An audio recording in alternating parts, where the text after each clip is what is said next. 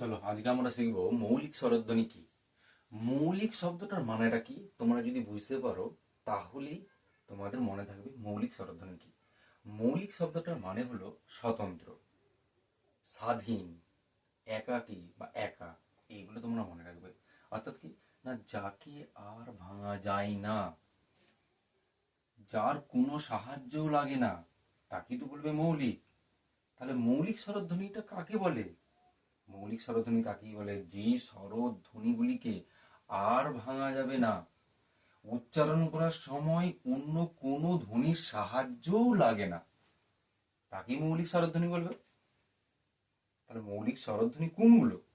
মৌলিক স্বরধ্বনি এই 7টি স্বরধ্বনিকেই বলা হয় মৌলিক স্বরধ্বনি। যেমন অ, আ, হর্ষই, হর্ষৌ, ও, এ আর এ। এই 7টি স্বরধ্বনিগুলোকে না ভাঙা যায়, না এরা অন্য কোনো ধ্বনির সাহায্য নিয়ে উচ্চারণ হয়, তার জন্যই এদেরকে বলা হয় মৌলিক স্বরধ্বনি। বুঝতে পেরেছ? ধন্যবাদ।